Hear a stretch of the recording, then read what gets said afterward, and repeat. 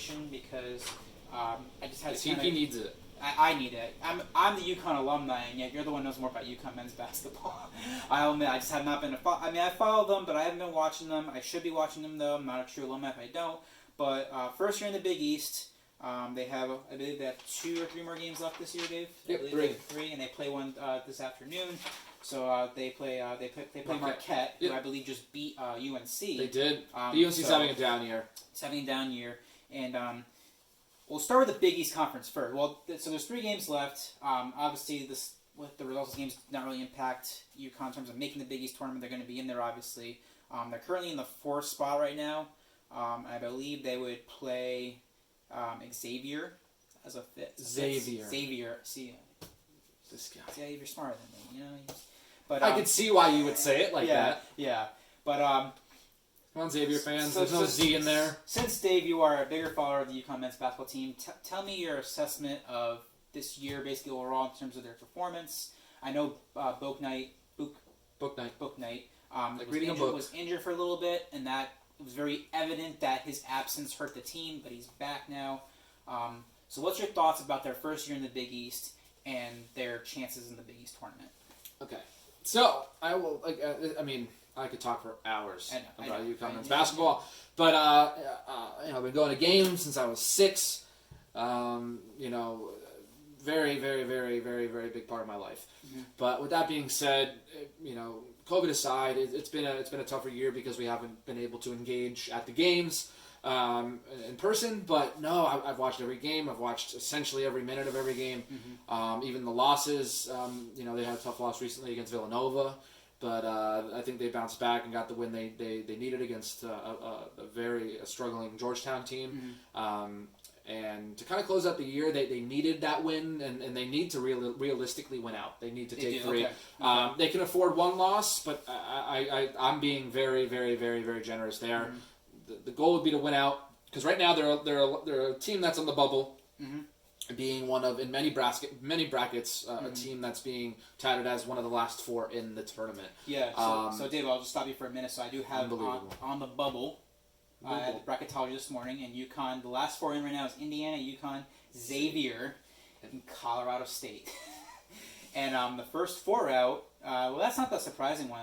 Duke is actually the next 4 out. So Dave, this is why I'm a bad person right now. I completely have not been watching enough college basketball to know that Duke and UNC are having some serious down years right now. Time to go to the guillotine. Yeah, so can you imagine a tournament where UConn's in and Duke is out? I mean, that's Duke, Kentucky, and maybe UNC. Right, Kentucky, I mean, those 3 blue bloods for 3 blue bloods to miss the tournament and won the same year. I mean, they're gonna tout this as a down year of college basketball when those 3 don't make it. But for UConn though, if they can still sneak in. The tournament's a tournament. UNC still might get into. UNC isn't struggling as much as Duke. Mm-hmm. Kentucky has had a rough one.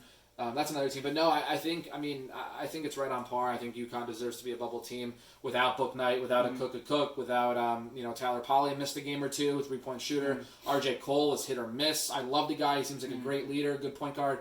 But sometimes when his play's down, we got to really find a supplement for the points. But the last few games, he's really turned it on. I love RJ Cole. Tyrese Martin, stud athlete. He's going to be a great 4-year player who might make some noise in the NBA. I think he's just an all-around great athlete.